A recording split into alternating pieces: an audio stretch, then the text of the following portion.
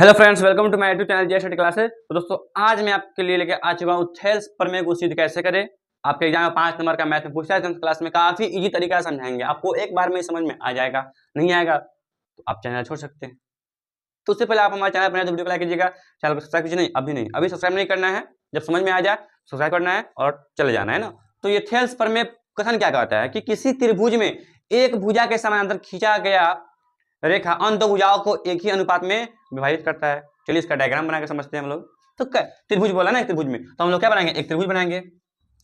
एक त्रिभुज ऐसे ड्रॉ करेंगे इधर ना, एक त्रिभुज हम लोग बना लिए ऐसे एक त्रिभुज। चलिए बना त्रिभुज, तो इसका नाम दे दिए ए बी सी। ये त्रिभुज क्या हो गया, ए बी सी डी है ना। तो इसमें बोला है कि एक भुजा के समानांतर खींचा गया रेखा खींच दिए समानांतर। इसका नाम दे दिए डी और इसका नाम दे दिए ई। तो ये समानांतर जो खींचा गया है तो ये दोनों भुजाओं को एक ही अनुपात में विभाजित करेगा। मतलब समझिए, यहाँ पे हम लोगों को सिद्ध क्या करना है, इसमें हम लोग को सिद्ध करना है। यहाँ पे लिखेंगे सिद्ध करना है। क्या लिखेंगे हम लोग को, सिद्ध करना है। सिद्ध करना है, सिद्ध करना है। देखिए एडी, ये ए बी में एडी है और डी बी है, तो यहाँ पे लिखेंगे एडी, एडी अब आटा में डी बी, और ये बराबर होगा ए ई और बट्टा में ई सी। यही हम लोग को प्रूव कर रहा है ना कि एक भुजा के समानांतर खींचा गया रेखा अन्य दो भुजाओं को एक ही अनुपात में विभाजित करती है। मतलब थेल्स प्रमेय को सिद्ध करना है। चलिए हम लोग सिद्ध करते हैं। तो इसमें क्या होगा, रचना होगा। इसमें क्या होगा, रचना होगा। तो रचना हम लोग कैसे करेंगे, यहाँ पे लिखेंगे रचना। हम लोग लिखेंगे रचना, रचना लिखेंगे। तो रचना क्या करेंगे, यहाँ से डी से एक लंब डालेंगे ए ई पर। यहाँ से ए ई पर डी पे लंब डाले ए ई पर, और ई से लंब डाले ए डी पर। हो गया, लंब डाल दिए। इसका नाम दे दिए एन, इसका नाम दे दिए एम। हो गया, ये लंब डाले। अब क्या करेंगे, बी को ई से मिला देंगे और डी को सी से मिला देंगे। कर दिए, बस इतना हमारा रचना है। जो रचना की है लिख देंगे हम लोग। क्या किया रचना कि डी एन, यहाँ पे देखिए लो डी एन हम लोग लंब डाले किस पे, ए ई पे। तो डी एन लंब ए ई, फिर कॉमा। अब ई एम लंब डाले किस पे, ई एम लंब डाले हम लोग ए डी पे। तो ई एम लंब ए डी, और क्या किए, और बी को ई से मिलाया। लिखेंगे बी को ई से मिलाया, ई से मिलाया। जो जो हम लोग इसमें रचना किए हैं वो लिखेंगे। और इसको डी को सी से मिलाया, डी को सी से मिलाया, डी को सी से मिलाया। चलिए अब देंगे हम लोग प्रमाण। सिद्ध करना है तो हम लोग प्रमाण देकर ही सिद्ध करेंगे। प्रमाण देखिए, अब इसमें आप देखेंगे त्रिभुज, देखिए तो इसमें कितना त्रिभुज बन गया। देखिए एक त्रिभुज A D E, A D E त्रिभुज एक बन गया। और एक त्रिभुज नीचे डी ई बी और एक ई डी सी।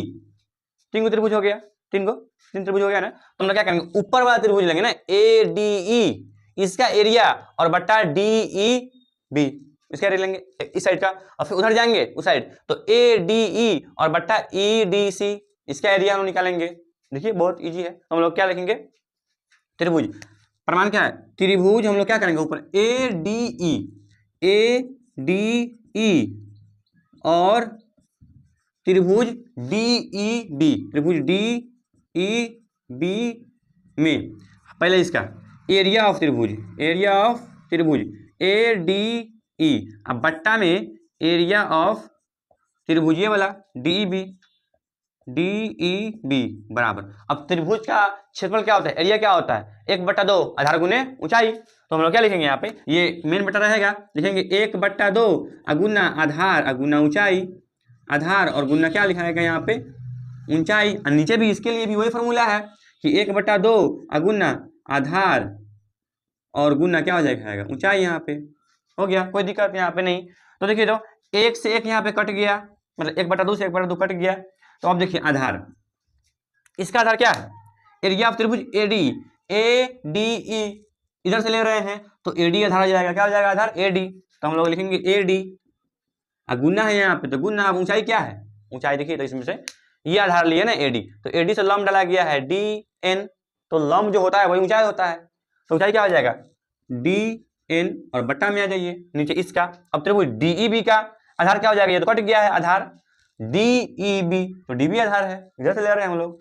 तो डी बी और गुना इसमें ऊंचाई क्या होगा, तो इस रेखा में कौन लंब है, वही लंब है, DN लंब है, तो हम लोग क्या हो जाएगा DN।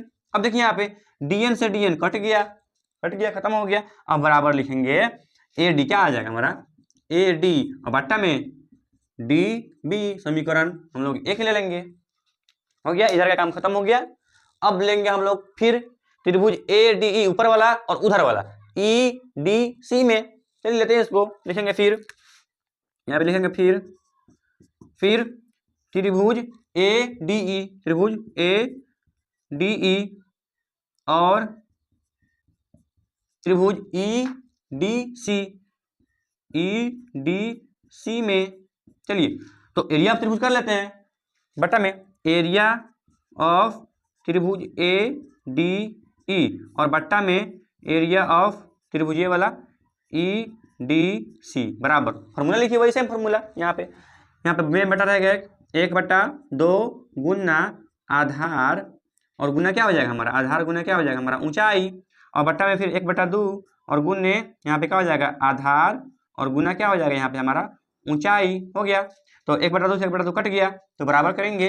तो अब ऊपर वाला देखिए ADE में तो हम लोग क्या इस साइड से लिए थे हम लोग उसमें, तो आधार AD लिए थे यहाँ पे, अब इस साइड से ले रहे हैं ADE तो आधार AE लेंगे, तो अब इसका लंब क्या हो जाएगा, इसका ऊंचाई EM हो जाएगा, तो क्या हो जाएगा आधार EAE, क्या हो जाएगा आधार AE और गुने ऊंचाई क्या हो जाएगा, इधर का लंब कौन है EM है, तो ऊंचाई हमारा क्या हो जाएगा EM।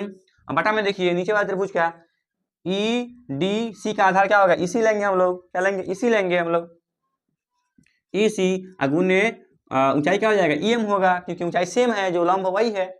तो यहाँ पे ये कट गया, तो बराबर में हमारा क्या आ गया कि AE बट्टा में EC, इस समीकरण कितना हो गया 2 हो गया।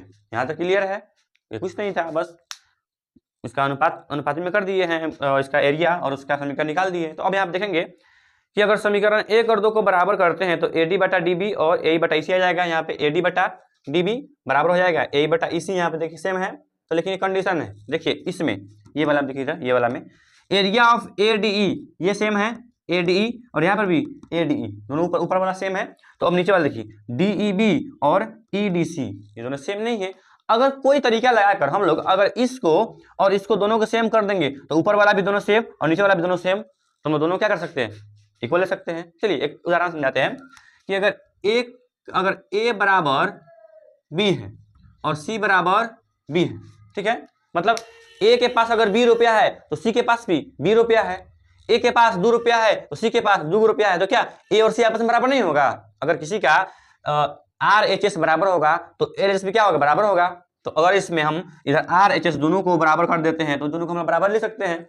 चलिए इसका हम प्रमाण देते हैं, इसको मिटा देते हैं इसे। चलिए एक प्रमेय है कि चूंकि एक देखिए हाँ ये दोनों त्रिभुज है DEB और EDC, ये एक ही चतुर्भुज के अंदर है, यानी एक ही आधार पर स्थित है।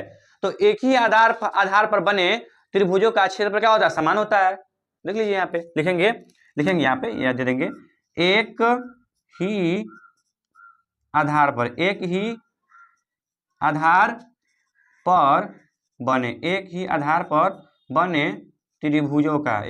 बने त्रिभुजों का क्षेत्रफल जो होता है हमारा, जो क्षेत्रफल क्या होता है हमारा समान होता है। क्षेत्रफल क्या होता है, क्षेत्रफल समान होता है।